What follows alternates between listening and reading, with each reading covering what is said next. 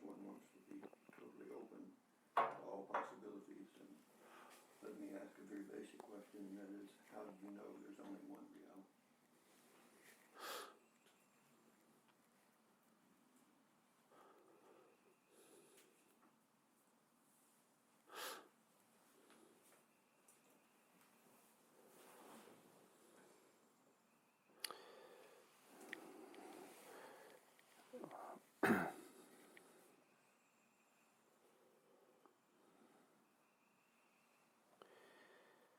Well, we know there is one reality from our direct beingness.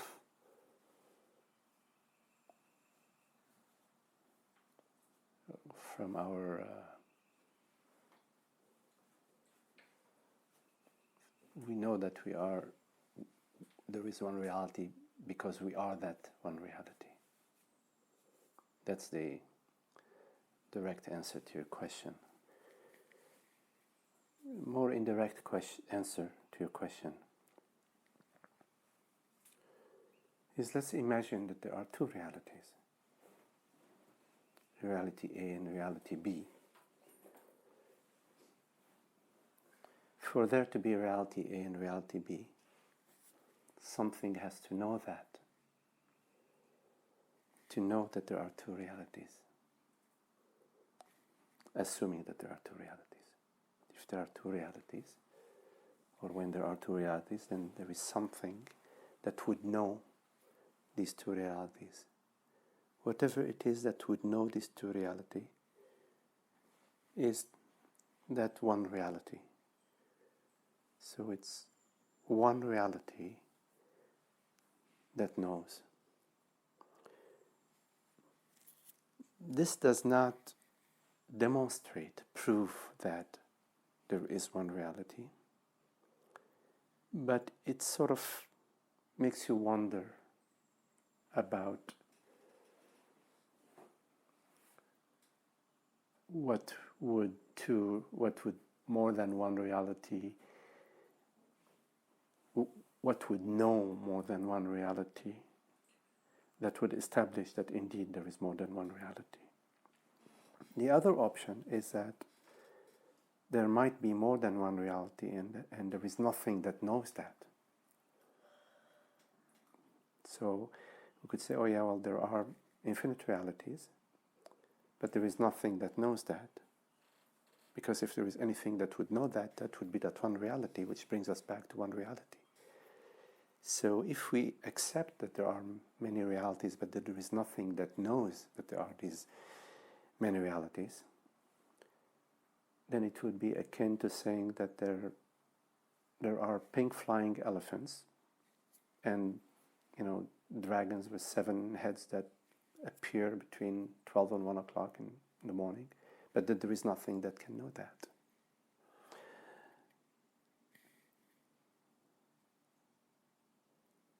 So that sort of pokes enough holes in the question about multiple realities, just to make you sort of really wonder about that direction. Now, this does not imply that there aren't many minds, many perceptions, many experiences that this one reality is experiencing. So one reality does not mean one mind. Obviously, there are in this room many different perceptions. You're perceiving me from a certain angle, and Isa is perceiving me from a different angle, and so on. It's sort of a different perception, different minds. This does not preclude. In other words, one reality, one consciousness does not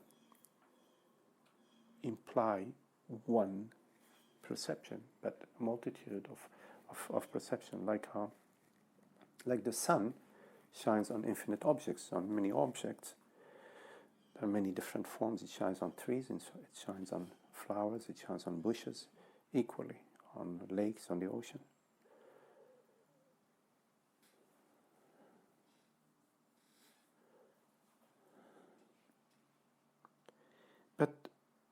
the direct answer to your question about how do we know that there is one reality is it's from an intuitive sense, from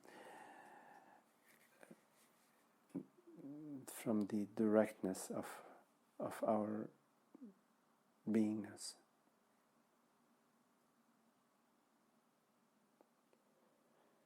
It's like knowing that you are, you know that you are, whatever that is.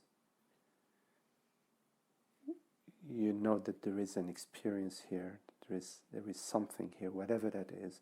There is no doubt that there is this experience. So you're referring to a priori? A priori? A priori? Yeah. Yes, exactly. There's an a priori knowledge.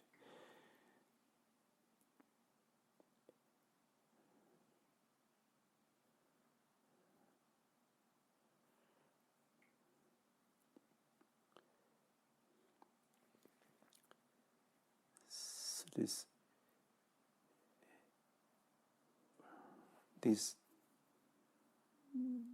the infinite minds there is a connection. There's something that connects minds.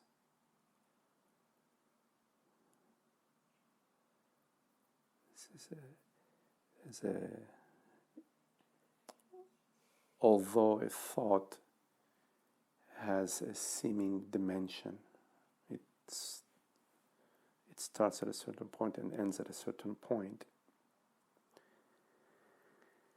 There is something that connects it to the next thought. So you could say that there is a gap between thought A and thought B. Because if there wasn't a gap between thought A and thought B, then thought A and thought B would be one thought. So we say that obviously the thought I love New York City and the thought today is Sunday, there are seemingly two different thoughts. One is thought A and one is thought B, but there is something between them that connects them, which is a space. Let's call it a gap, a space, whatever.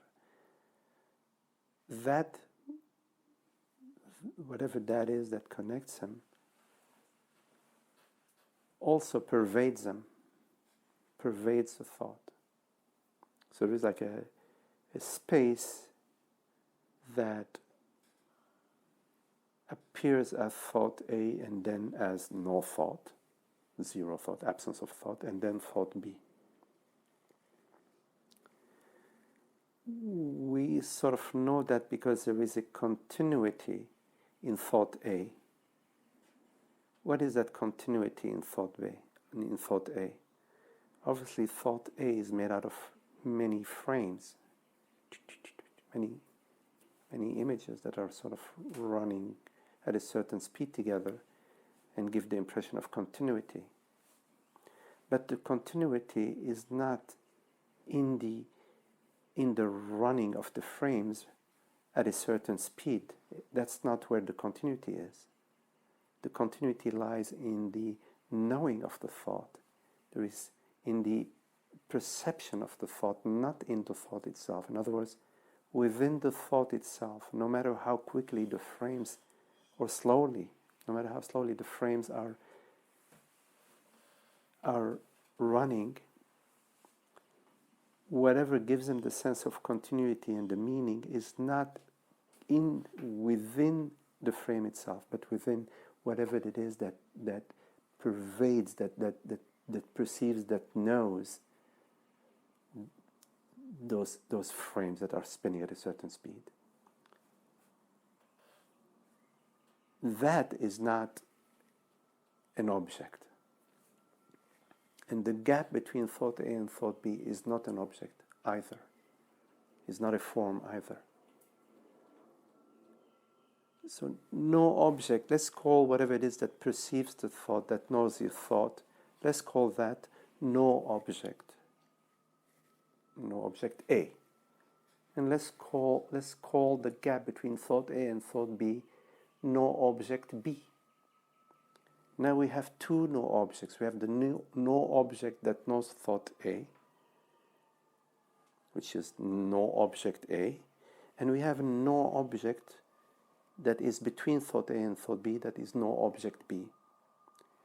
Now what is the connection, the relationship between no object A that knows the thought and the no object B that is between thought A and thought B? What is the connection between them? Are there two no objects? And that very no object A that knows thought A, there is another no object B, C, that knows thought B. What is the relationship between no object A, which knows thought A, no object B that lies between thought A and thought B, and no object C that knows object B? They're all the same. So you're coming to that pervades all form, that pervades all thoughts, but yet it is not a form, not a thought. That is that one reality.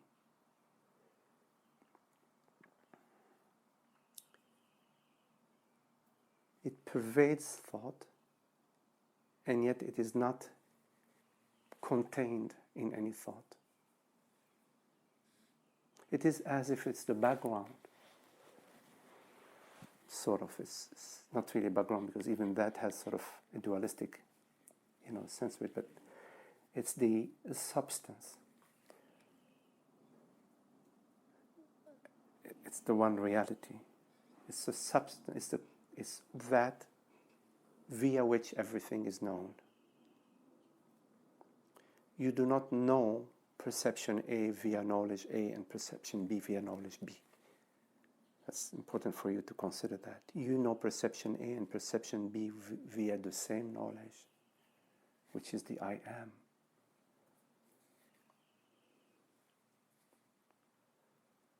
So whatever it is that recalls Bob at the age 15 and recalls Bob at the age of 40, that whatever that is that knows Bob at the age of 15 or the age 40, or knows Bob as Bob is having breakfast, or knows Bob as Bob right here, is that I am. Bob being just a sensation, perception, thought, bodily sensation. But that even that division of thought, sensation, perception is a mind division that I'm just using only to bring your attention, only to call your attention. Because the I am does not perceive perception, sensation, thought. It has a seamless quality. It only knows itself. Consciousness is continuously, eternally being itself, knowing itself. It is the mind that knows objects and worlds.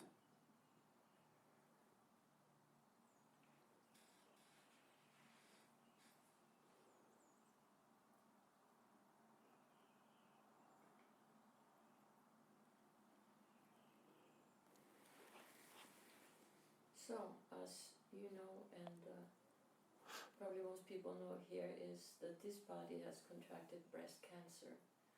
So, can you say that consciousness has breast cancer?